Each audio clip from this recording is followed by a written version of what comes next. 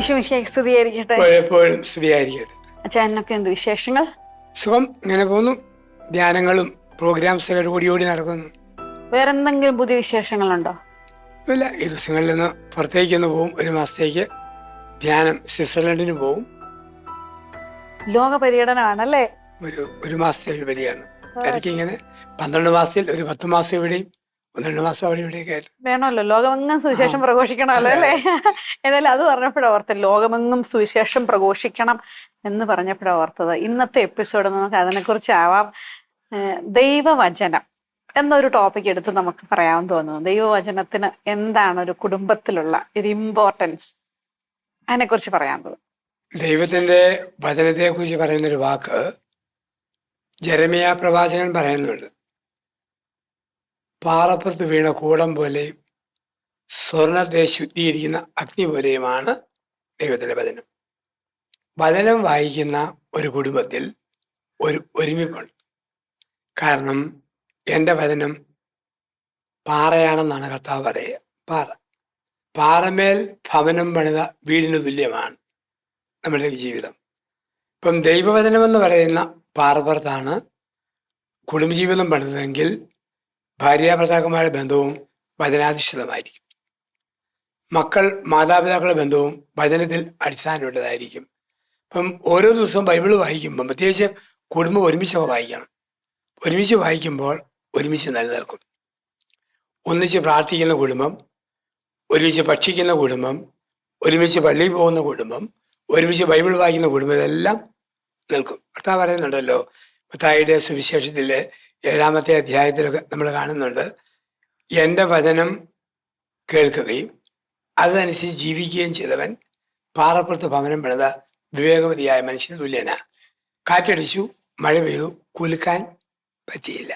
ഞാനിങ്ങനെ ഇടയ്ക്ക് കയറി ചോദ്യം ചോദിക്കട്ടെ, നമ്മളൊക്കെ സത്യത്തിൽ എന്നും ബൈബിളൊക്കെ വായിക്കുന്നുണ്ട്. ഈ ബൈബിൾ വായിക്കാത്ത അല്ലെങ്കിൽ ഒരു ക്രിസ്ത്യൻ കുടുംബങ്ങൾ കുറവായിരിക്കും.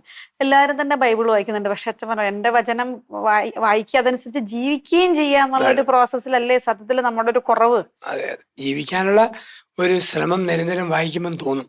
അതുകൊണ്ടാണ് പറയുന്നത്, പാറപ്പുറത്ത് വീണ കൂളം ഒരു പ്രാവശ്യം പാറ വീണ പിളരുകയല്ല, പല പ്രാവശ്യം ആവർത്തിച്ച് പഠിക്കുമ്പോഴാണ് കൂളം പിളരുക. ഇതുപോലെ നിരവധി ദിവസം ആവർത്തിച്ച് ബൈബിൾ വായിക്കുമ്പം ഹൃദയമെന്ന പാറ ഒന്ന് വലയും, ഒരു ഇത് വരും. അതുകൊണ്ടാണ് പറഞ്ഞ, വചനം വായിക്കാത്തവനും ധ്യാനിക്കാത്തവനും മണലിൽ മാളിക വീണ മനുഷ്യൻ. അത് കാറ്റ് വന്നു, മഴ പെയ്തു, ഒരഞ്ഞു താഴെ വീണു. ബൈബിളിനോട് നിരന്തരമായ ബന്ധമുണ്ടോ? എനിക്ക് ഒട്ടും അക്സെപ്റ്റ് ചെയ്യാൻ പറ്റുന്ന ഭർത്താവാണേലും ഞാൻ വീഴുകയല്ല. ബൈബിളിനോട് നിരന്തര ബന്ധമുണ്ടോ? എനിക്ക് ഒട്ടും സ്വീകരിക്കാൻ പറ്റുന്ന ഭാര്യയാണോ? ഞാൻ തളരുകയല്ല. വചനത്തോട് ബന്ധമുണ്ടോ? മക്കള് എന്തെല്ലാം ധിക്കാരം കാണിച്ചാലും പതറാതെ നമ്മൾ നിൽക്കും. സാമ്പത്തിക മാന്യം, കാറ്റടിച്ചു, മഴ പെയ്തു, പക്ഷെ പിടിച്ചു നിൽക്കും. അപ്പം നമുക്ക് ദാമ്പത്യ ജീവിതത്തിൽ പിടിച്ചു നിൽക്കാനുള്ള അടിസ്ഥാന ബലമാണ് ഈ വചന വായനയും വചന ധ്യാനവും എന്നാണ് പറയുക. മത്തായിയുടെ സുവിശേഷത്തിന്റെ 13-ാം അധ്യായത്തിൽ മനോഹരമായ ചിന്തയുണ്ട്. കർത്താവ് ബൈബിളിൽ പല പല ഉപമ പറഞ്ഞാലും ഒന്നും വ്യാഖ്യാനിച്ചില്ല. വ്യാഖ്യാനിച്ച ഒറ്റ കാര്യമുള്ളൂ, വിധക്കാരൻ്റെ ഉപമ. മത്തായി 13:1 മുതൽ വേറെ ഒന്നും വ്യാഖ്യാനിച്ചില്ല. ആ ഉപമ പറഞ്ഞപ്പം പറഞ്ഞു, വചനം വീഴുന്ന 4 സ്ഥലങ്ങൾ. അത് നമ്മൾ നമ്മുടെ ജീവിതത്തിൽ ചിന്തിക്കണം. 1 പെരുവഴി, 2 പാറപ്പുറം, 3 മുൾ ചെടിയിൽ വീഴുന്നു, 4 നല്ല നിലത്ത് വീഴുന്നു. അത് അച്ഛന്മാരും മെത്രാന്മാരും അല്ലെ സിസ്റ്റർമാർക്കും മാത്രമുള്ളതല്ല. ഇത് യേശുവിൻ്റെ നാമത്തിൽ മാമോദിസ സ്വീകരിച്ച എല്ലാവരും ഉള്ള അറിയിപ്പാണ്. നമ്മൾ വായിക്കുന്ന വചനം 4 സ്ഥലങ്ങളിൽ വീഴും. 1 പെരുവഴി. പെരുവഴി എന്ന് പറഞ്ഞു കഴിഞ്ഞാൽ പക്ഷി കുത്തി എന്നാണ് പറയാനകത്ത്. പക്ഷികൾ കുത്തിക്കൊണ്ട് പോയി, പിന്നെ ഇല്ല. നമ്മളൊക്കെ പലപ്പോഴും പെരുവഴിയാണോ സംശയം അല്ലേ? വചനം വീണു, കാരണം എന്നും വായിക്കുന്നുണ്ട്, വചനം വീണു, പിന്നെ ഒന്നുമില്ല, ഓർമ്മയില്ലേ, പക്ഷി കുത്തിക്കൊണ്ട് പോയി, പിന്നെ ഇത് കാണാനേ ഇല്ല. ധ്യാനമന്ത്രികളിൽ മാറി മാറിപ്പോകും. ഒരുപാട് ധ്യാനം കൂടും, പക്ഷെ വചനത്തിന്റെ ഒരു സ്വാധീനം ജീവിതത്തിൽ കാണുന്നില്ല. നമ്മൾ ഈ പള്ളിയിൽ കുർബാനയ്ക്കൊക്കെ നിൽക്കുമ്പോൾ ഞാൻ പലപ്പോഴും ഓർക്കാറുണ്ട്, ഞായറാഴ്ച അച്ഛന്മാർ ഈ വചനം വ്യാഖ്യാനിച്ച് കുർബാനയൊക്കെ ചൊല്ലി പ്രസംഗമൊക്കെ പറയുമ്പോൾ ഈ ഹോമിലിയൊക്കെ കഴിയുമ്പം അതോടുകൂടി അത് കേട്ടിട്ട് അത് ഓർക്കാറുണ്ടോ ശരിക്കും? ഒരാഴ്ചത്തേന് നമ്മൾ ധ്യാനിക്കുകയും ചിന്തിക്കുകയും ഒക്കെ ചെയ്യേണ്ട കാര്യങ്ങളല്ലേ അതൊക്കെ ശരിക്കും? ചിലർ ഓർക്കും, ചിലർ ജീവിത വ്യഗ്രത മൂലമേ മറന്നുപോകും. ഓ, അതാണ് പക്ഷി കൊത്തി കൊണ്ടുപോയി അതുപോലെ പിന്നെ അത് ഇല്ല. രണ്ടാമത്തെ ഭാഗത്താണ് ഇത് വരിക. പാറപ്പുറത്ത് വീണു.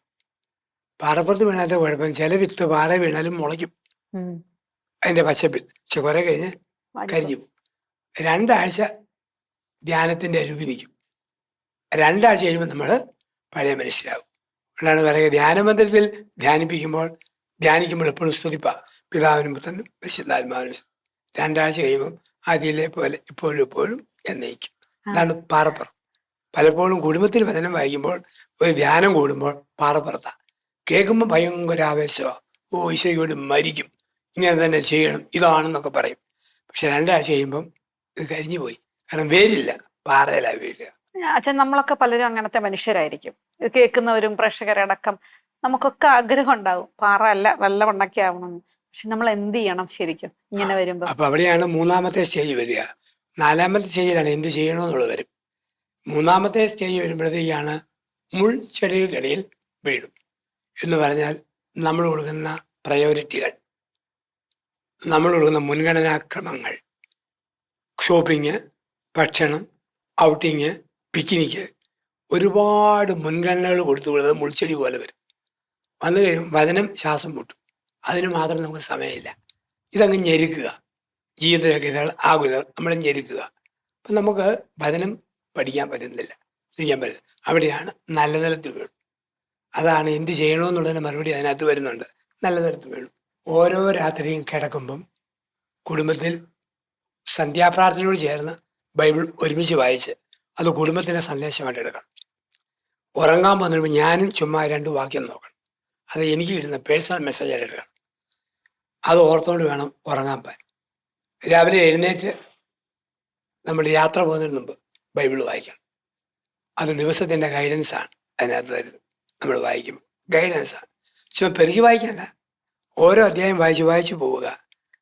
സുവിശേഷമാണ് മത്തായി 1 മുതൽ വായിച്ച് പോവുക.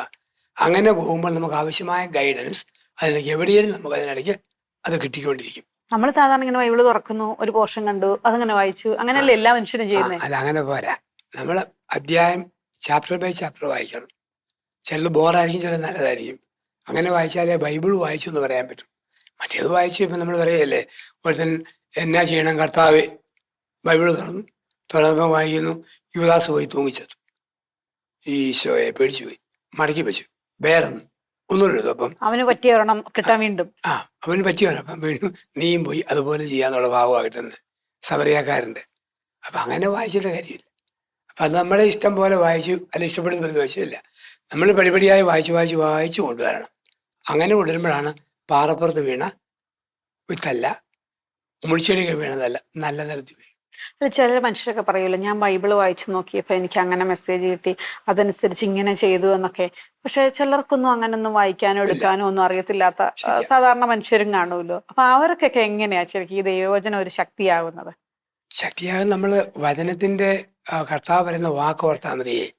ഒന്നാമത് പറഞ്ഞു, വചനം എൻ്റെ പാദങ്ങൾക്ക് വിളക്കും പാതയിൽ പ്രകാശവും പറയുന്നുണ്ട്. ദൈവത്തിൻ്റെ വചനം പാദങ്ങൾക്ക് പ്രകാശമാണ്, പാതയിൽ വെളിച്ചമാണ് ദൈവവചനം എന്ന് പറഞ്ഞു കഴിയുമ്പോൾ ഓരോ ദിവസവും വഴി നടത്തുകയാണ് വചനം. വായിക്കുന്ന വചനത്തിൻ്റെ വെളിച്ചത്തിൽ ദിവസത്തിൻ്റെ തീരുമാനം എടുക്കാൻ പഠിക്കുമ്പോഴാണ് ജീവിതം വചനം അനുഭവമായിട്ട് മാറുക. അതുകൊണ്ടാണ് എല്ലാ വിശുദ്ധർക്കും ഉണ്ടായിരുന്നു സ്വന്തമായ ഒരു ബൈബിൾ വാക്യം. ഫ്രാൻസിസ് സേവ്യറിന്റെ വചനമായിരുന്നു, ലോകം മുഴുവൻ നേടിയാലും ആത്മാവ് നഷ്ടപ്പെടാൻ എന്ന് പറയാം. അസീസിലെ ഫ്രാൻസിസിന്റെ വചനമായിരുന്നു, നിനക്കുള്ളതെല്ലാം പറ്റിയ പാവങ്ങൾക്ക് കൊടുക്കുക. മദർ തെരേസയുടെ വചനമായിരുന്നു, ദരിദ്രൻ നിന്റെ കൂടെയുണ്ട്. എനിക്കിഷ്ടപ്പെട്ടൊരു വചനമാണ് ഫിലിപ്പിയർ 4:13, എന്നെ ശക്തനാകുന്ന ക്രിസ്തുവിൽ എനിക്കെല്ലാം സാധ്യമാണ്. ഇതുപോലെ ഒരപ്പൻ ഒരു വചനം വേണം, ഒരമ്മയ്ക്കൊരു വചനം വേണം. മക്കളെയും വചനം കാണാപ്പാടം പഠിപ്പിക്കണം. അപ്പോൾ അത് നമുക്കൊരു ബലം തരും. അതാണ് നല്ലതൊരു വീഴുക എന്ന് പറഞ്ഞു കഴിഞ്ഞാൽ. അപ്പം അത് പാദങ്ങൾക്ക് പ്രകാശം, പാതയിൽ വിളക്കായിട്ട് മാറും. എനിക്ക് എന്ത് ചെയ്യണമെന്ന് അറിയത്തില്ല. ഏശയ്യ 30:20 പറയുന്ന പോലെ എങ്ങോട്ട് തിരിയണമെന്ന് അറിയാതെ നിൽക്കുമ്പോൾ പിറകിൽ നിന്നൊരു സ്വരം, ഇതാണ് വഴി, ഇതിലെ പോവുക. ഇപ്പോൾ കുടുംബത്തിൽ ചില സമയത്ത് മക്കളെക്കുറിച്ച് തീരുമാനം എടുക്കാൻ പറ്റാൻ വരുമ്പോൾ ചിലൊരു വചനം ദൈവം പറഞ്ഞു തരും. അല്ലെ ദാമ്പത്യത്തിൽ ഒരു കയ്പ് വരുമ്പോൾ പിടിച്ചു നിൽക്കാൻ ദൈവം ഒരു വചനം പറഞ്ഞു തരും, ഇതാണ് വഴി, ഇതിലെ പോവുക. നമ്മൾ അങ്ങനെ വചനത്തോട് ബന്ധപ്പെട്ടിരിക്കണം, ധ്യാനപൂർവ്വം ഇരിക്കണം. അതുപോലെ തന്നെ ഇങ്ങനെ നോക്കണം, നമ്മളിപ്പം ഇപ്പം വചനം വായിച്ചും പഠിച്ചും കുദാശകളും ഒക്കെ ജീവിച്ചാൽ പോലും മനുഷ്യന് ചില ബലഹീനതകൾ വരാം, തെറ്റുകൾ വരാം, കുറ്റങ്ങൾ വരാം. അപ്പൊ നമ്മൾ അതിനെ എങ്ങനെയാണ് നേരിടുന്നത്? അപ്പൊ നമുക്ക് തോന്നില്ല നമ്മൾ ഇതെല്ലാം ചെയ്ത് വളരെ സ്ട്രോങ് ആയിട്ട് ജീവിച്ചാലും നമ്മുടെ ജീവിതത്തിൽ ചില സമയത്ത് നമ്മൾ അപ്രതീക്ഷിതമായി ഇത് ചെയ്യരുതെന്ന് വിചാരിച്ച എന്നിട്ട് അത് ചെയ്തു പോയി, അല്ലെങ്കിൽ അത് തെറ്റിപ്പോയി, അങ്ങനെ ഇങ്ങനെയൊക്കെയുള്ള ഒരു പ്രശ്നങ്ങൾ വരുമ്പം ഇതൊരു ഒരു കോൺട്രഡിക്ഷൻ ചിലപ്പോൾ ഫീൽ ചെയ്യും. ഇങ്ങനൊക്കെ ആയിട്ടും എന്തുകൊണ്ട് നമ്മുടെയൊക്കെ ലൈഫിൽ ഇങ്ങനെ വരുന്നു എന്നൊക്കെ ഉള്ള ചിന്തകൾ പറയാറുണ്ട്. അപ്പൊ നമ്മൾ എന്ത് ചെയ്യണം? വീണ്ടും ഒരു സ്റ്റെപ്പ് കൂടി. അത് കർത്താവിന്റെ വചനം തന്നെ, എൻ്റെ വചനം നിങ്ങളിൽ സംഘർഷം ജനിപ്പിക്കും. സമാധാനമല്ല, സംഘർഷം ജനിപ്പിക്കും വചനമെന്നാണ് കർത്താവ് പറയുക. അപ്പം അതിന് സംഘർഷമാ. പൗലോസ് പറഞ്ഞില്ലേ, ആഗ്രഹിക്കുന്ന നന്മയല്ല, ആഗ്രഹിക്കാത്ത തിന്മ ആര് ഇതിൽ നിന്ന് മോചിക്കും? അപ്പോൾ പൗലോസിന്റെ ആത്മരോധം നമുക്കും ഉണ്ടാവും. അപ്പം എനിക്ക് മുമ്പേ പോയ പൗലോസിലേക്ക് ഉണ്ടായിരുന്നല്ലോ, എല്ലാ വിശുദ്ധർക്കും ഉണ്ടായിരുന്നു, എനിക്കും ഉണ്ടാവും. വീണ്ടും ഞാൻ ഉപേക്ഷിക്കുകയല്ല, മുൾപ്പടപ്പിലെ മുൻഗണന മാറ്റിയിട്ട് ഞാൻ ജീവിക്കാൻ ശ്രമിച്ചുകൊണ്ടിരിക്കുക. അതാണ് നമ്മുടെ ശുദ്ധീകരണ സ്ഥലം എന്ന് പറയുക. ഓൾറെഡി ആൻഡ് നോട്ട് എച്ച്. ഞാൻ ദൈവത്തെ കാണുന്നുണ്ട്, പക്ഷേ അത് പൂർണ്ണമായിട്ട് ആകുന്നുമില്ല. നല്ലത് പറയണമെന്നറിയാം, പക്ഷെ പറയാൻ പറ്റുന്നില്ല. അപ്പം ഈ ഒരു ഓൾറെഡി നോട്ട് എറ്റ് എന്ന് പറയുന്ന ഒരു ടെൻഷൻ, ആ ടെൻഷൻ നമ്മളിലുണ്ട്. ഞാനത് പറഞ്ഞപ്പോഴും ഈ മുൾപ്പടർപ്പിനെ കുറിച്ച് പറഞ്ഞപ്പം പ്രയോറിറ്റി മാറി വരണം, ദൈവവചനത്തിന് ഒന്നാം സ്ഥാനം കൊടുക്കണം എന്ന് പറഞ്ഞല്ലോ.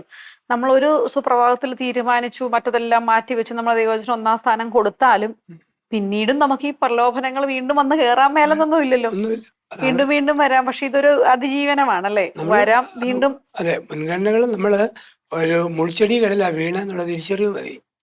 അപ്പം അത് നമ്മളത് വളർത്തിയെടുക്കാനുള്ളതും ഈ മുൾച്ചെടിയെ മാറ്റാനും ഒക്കെ ആയിട്ട് നമ്മൾ ശ്രമിക്കണം. അതുകൊണ്ടാണ് ദൈവത്തിൻ്റെ വചനം പാദങ്ങൾക്ക് വെളിച്ചം, പാതയിൽ പ്രകാശം. എത്ര പഠിച്ചു വന്നാലും നമ്മളെ ഗൈഡ് ചെയ്യുന്നുണ്ട്, ആ വചനം ചെയ്യുന്നുണ്ട്. പക്ഷെ ഈ ബൈബിളിൽ നമ്മൾ പലപ്പോഴും ഈശോ പല പാപികളോടും പലരോടും ക്ഷമിക്കുകയൊക്കെ ചെയ്തിട്ടുണ്ട്. ഈശോ പറയാറുണ്ടല്ലോ, ഇനിമേലിൽ നീ പാപം ചെയ്യരുത്. പക്ഷെ അവരാരും പിന്നീട് ആ ഒരു ഈശോയുടെ കൂടെ പോയതായിട്ടേ കണ്ടിട്ടുള്ളൂ. പക്ഷെ നമ്മുടെ ഇന്നത്തെ ഒരു ആധുനിക രീതിയിൽ വീണ്ടും വീണ്ടും വീണ്ടും നമുക്ക് വീണ്ടും തെറ്റുകളും കുറ്റങ്ങളും ഒക്കെ പറ്റാറുണ്ട്. പക്ഷെ നമുക്ക് തിരിച്ചു വരാൻ വീണ്ടും ഓപ്ഷൻ ഇല്ലേ? ഉണ്ട്. സത്യം പറഞ്ഞ സഭയിൽ കുമ്പസാരത്തിൽ പറയുന്നതും ആ വാക്കല്ലേ, പോവുക, മേലിൽ പാപം ചെയ്ത പാപങ്ങൾക്ക് ഇങ്ങനെ എല്ലാം പ്രകടിപ്പിക്കുക, സമാധാനമായിട്ട് പോകാന്ന് പറയും. ഈ വാക്കാ കർത്താവെന്ന് പറഞ്ഞു, അത്രയും പവർ എന്ന് പറയുന്ന അച്ഛനിന്ന് ഇല്ലാതിരിക്കാം, പക്ഷെ പാരമ്പര്യമല്ല ഒന്ന് തന്നെയാണ്. അരുത്. അതുകൊണ്ടാണ് നമുക്ക് തിരിച്ചറിവും ശരിയല്ലല്ലോ എന്ന് ചിന്ത വരുമല്ലോ, ആ ചിന്ത മതി. അത് ചെയ്യുന്ന ഓക്കെയാന്ന് പറഞ്ഞ് ന്യായീകരിക്കുമല്ല, തെറ്റിപ്പോയല്ലോ, അതിനാണല്ലോ സംസാരിക്കാനാണ് പോകുന്നത്, അനുതാപം പ്രകടിപ്പിക്കുന്നതേ. അപ്പം നമ്മൾ ഈ വചനം നമ്മളങ്ങ് ജീവിച്ചു വരുമ്പോഴത്തേക്ക് ഒരു മധുരം വരുവേ, നമുക്കൊരു മധുരം വരും. അതുകൊണ്ടാണ് പറയുക, തേനെയും തേൻകട്ടയേക്കാൾ മധുരമുള്ളതാണ് ദൈവത്തിൻ്റെ വചനം. അപ്പം ഭാര്യയോട് പറയുമ്പം കയ്പുള്ള വർത്താനം പറയാൻ തോന്നുകയല്ല, ഭർത്താവിനോടും കയ്പുള്ള വർത്താനം പറയാൻ തോന്നില്ല, മധുരം. വചനത്തിൻ്റെ മാധുര്യം നമ്മളിലേക്ക് വരിക. അപ്പം അത് വന്നു കഴിഞ്ഞപ്പോഴത്തേക്ക് കാഴ്ചപ്പാടിലും ചിന്തയിലും വാക്കിലും പ്രവൃത്തിയിലും എല്ലാം ഒരു മധുര സ്വഭാവം നമ്മളിലേക്ക് കടന്നു വരും. എന്നിൽ നിന്ന് പഠിക്കുക, ഞാൻ ശാന്തശീലനും വിനീതനുമാണ്. ഓരോ നിമിഷവും നമുക്ക് വേണ്ടുന്നത് ബൈബിൾ പറഞ്ഞുകൊണ്ടിരിക്കും. ഓരോ നിമിഷവും ഏത് സാഹചര്യം വന്നാലും അതിന് പറ്റിയൊരു വചനം കൃത്യം കർത്താവ് ആ സമയത്ത് നമുക്ക് തന്നുകൊണ്ടിരിക്കും, ബൈബിൾ വായിക്കുന്നവർക്ക്. അതുകൊണ്ടാണ് ഇത് വായനയുണ്ടോ നിർണായക സമയങ്ങളിൽ നമുക്ക് ആവശ്യമുള്ള വാക്ക് കൃത്യം ബൈബിളിൽ നിന്ന് വന്നുകൊണ്ടിരിക്കും. അപ്പം നമുക്ക് തമ്പുരാനെ എത്ര കൃത്യമായിട്ടാണ് എന്നിങ്ങനെ പറഞ്ഞിരിക്കുന്നത്. ഇപ്പം ഉദാഹരണം, കെട്ടിയോനും വേണ്ട, മക്കൾക്കും വേണ്ട, എന്തൊരു ജീവിതം. അല്ലെ മകനും മകൻ്റെ ഭാര്യയെ നോക്കുന്നില്ല കാരണവന്മാര്, എന്തൊരു ജീവിതം. അപ്പോൾ ഉടനെ വചനം, ഞാൻ നിന്നെ അനാഥനായി വിടുകയില്ല. ഇതാണ് വചനം നമ്മൾ വരുന്ന മാറ്റം ആ സമയത്ത്. ഇനി ചുമ്മാ കെട്ടിയവൻ അങ്ങ് തെറ്റിദ്ധരിച്ച കമൻറ്റ് പറയുക, അല്ലെ ഭാര്യ ഭർത്താവിനോട് തെറ്റിദ്ധരിച്ച കമൻറ്റ് പറയുക, അവിടെയാണ് പറയുക, രോമം കത്തിരിയുടെ കുഞ്ഞാടിനെ പോലെ നീ നിന്നു. അവൻ ഭവിച്ചത് നമ്മുടെ പാപങ്ങളാണ്, ക്ഷമിച്ചത് നമ്മുടെ പാപങ്ങളാണ്, ദ്രോഹങ്ങളാണ്. ഈശോ നിരപരാധിക്ക് ഇതൊക്കെ വന്നെങ്കിൽ എനിക്കും വരാം. അങ്ങനെ നമുക്ക് ലിങ്ക് ചെയ്ത് പോകാൻ പറ്റും, ബൈബിളിനോട് ബന്ധമുണ്ടെന്ന് വരിയില്ല. ഞാൻ ഓർക്കാണ് ഈ ബൈബിള് വായിക്കുകയും അല്ലെങ്കിൽ വചനം കേൾക്കുകയൊക്കെ ചെയ്യുമ്പം നമുക്ക് പ്രത്യക്ഷത്തിൽ ചിലപ്പോൾ വലിയ മാറ്റങ്ങളോ അല്ലെങ്കിൽ എന്താണ് ഇതുകൊണ്ടുള്ള പ്രയോജനം എന്നൊക്കെ തോന്നിയാലും പരോക്ഷമായി ശരിക്കും ഒരു ദൈവിക ശക്തി നമ്മൾ പ്രൊട്ടക്ട് ചെയ്യുന്നതായിട്ട് വരില്ലേ? ഉറപ്പായിട്ടും ദൈവവചനത്തിന്റെ ഒരു സാത്താനെ മാറ്റി നിർത്താനുള്ള ഒരു ശക്തി എപ്പോഴും ഉണ്ടാവും. വെറുതെ കേട്ടാൽ പോലും. അതുകൊണ്ടല്ലേ പറയുന്നത് ദൈവത്തിന്റെ വചനം സാത്താനെതിരെയുള്ള ആയുധമാണ്. സാത്താൻ യേശുവിന്റെ പ്രലോഭനം ഉണ്ടായി മത്തായി 4. അതിജീവിച്ചത് വചനം പറഞ്ഞാണ്. ഈ പിശാച് ആരെപ്പോലെന്ന് ചോദിച്ചാൽ ക്രിക്കറ്റ് കളിക്കുമ്പോഴത്തെ വിക്കറ്റ് കീപ്പറെ പോലെയാണ്. വിക്കറ്റ് കീപ്പർ പുറകെ നിൽക്കും നമ്മളെ താങ്ങുന്ന പോലെ. അവസരം കിട്ടും നമുക്കിട്ട് താങ്ങും. അതാണ് വിക്കറ്റ് കീപ്പർ. ചില സൗഹൃദങ്ങളും ഒക്കെ ബന്ധം അങ്ങനെ. വിക്കറ്റ് കീപ്പർ പോലെ പുറകെ നിൽക്കും, അവസരം വരുമ്പോൾ നമ്മളെ അങ്ങ് തകർത്ത് കളയും. അവിടെയാണ് സാത്താനെതിരുടെ ആയുധമാണ് ദൈവത്തിന്റെ വചനം. ദിവസവും ബൈബിള് വായിക്കുന്നവർക്കറിയാം ഇത് നല്ല ഉദ്ദേശമാണോ ചീതുദ്ദേശത്തിലാണോ ഈ കക്ഷി വാഗ്ദാനം പറയുന്നത്. എന്നാ ഇന്റൻഷനില്ല ഈ ബന്ധം സ്ഥാപിക്കുന്നത്, എന്ത് ലക്ഷ്യം വെച്ചാൽ അടുത്തു കൂടുന്നത്, വിവേചനം കിട്ടും. സാത്താനെതിരെയുള്ള ആയുധമാണ് ദൈവത്തിന്റെ വചനം. പ്രത്യേകിച്ച് വലിയ ധ്യാനിപ്പിക്കുകയോ ഒന്നും വേണ്ട, ചുമ്മാ വായിച്ചാൽ മതി. വിവേചന വരെ നമുക്ക് തരും. ചുമ്മാ ഇരിക്കുമ്പോൾ തോന്നും ഒരമ്മയായ ഞാൻ ഇങ്ങനെയാകേണ്ടവളല്ലല്ലോ. ഒരു വിവേചനം തരും. ഒരു ഭർത്താവ് അപ്പൻ ഇതല്ല, ഇച്ചിരൂടെ മാറേണ്ടയാൾ, വിവേചനം തരും. ഒരു വൈദികന് എങ്ങനെ ജീവിക്കണം, ഒരു വിവേചനപരം തരും. അപ്പം ഓരോ നിമിഷവും നമ്മുടെ കുടുംബത്തെ വിശദീകരിക്കുന്ന, വ്യക്തിത്വത്തെ വിശദീകരിക്കുന്ന ഇങ്ങനെയുള്ള അറിയിപ്പുകൾ തന്നുകൊണ്ട് ഇങ്ങനെ ഇരിക്കും നമുക്ക്.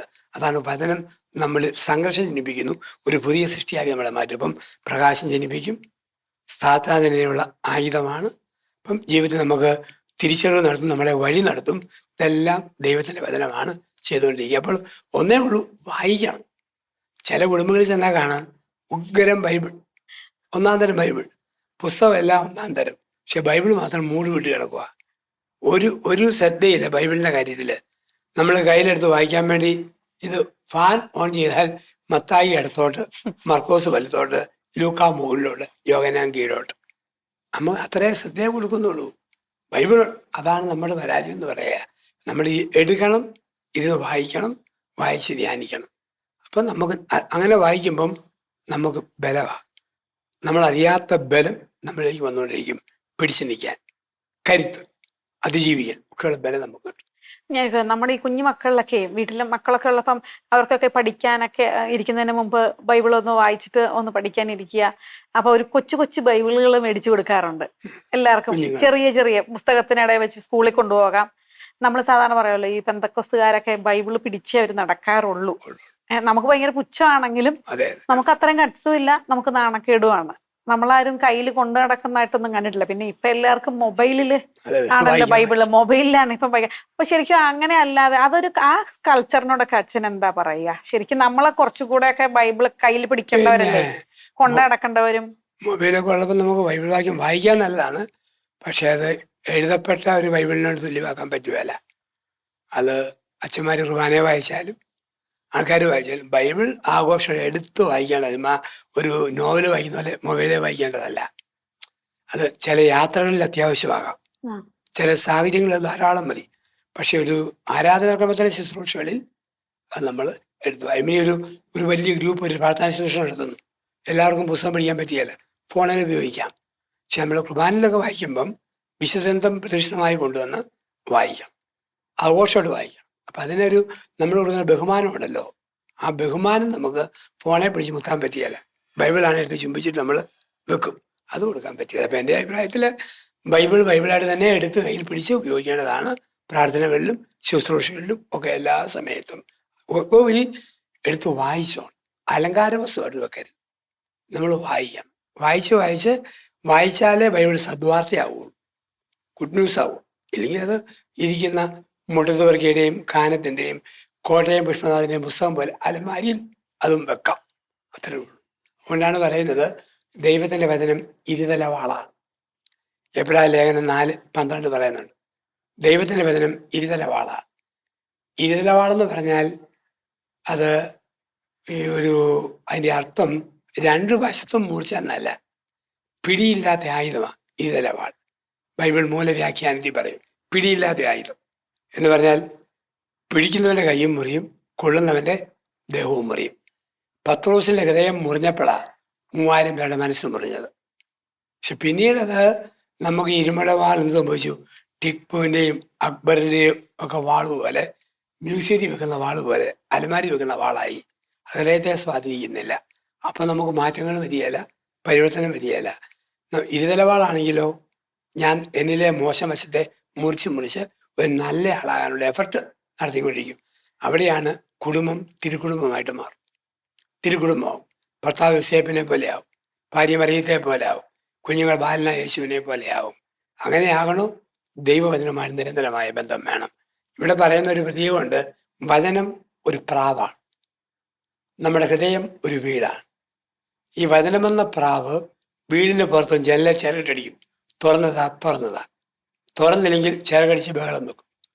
തുറന്നാൽ അകത്ത് കയറി കുറുവും. എന്താണ് കുറുക? ഈ പോക്ക് പോയാൽ ഒരു പോക്കാണ്, ഈ പോക്ക് പോയാൽ ഒരു പോക്കാണ്.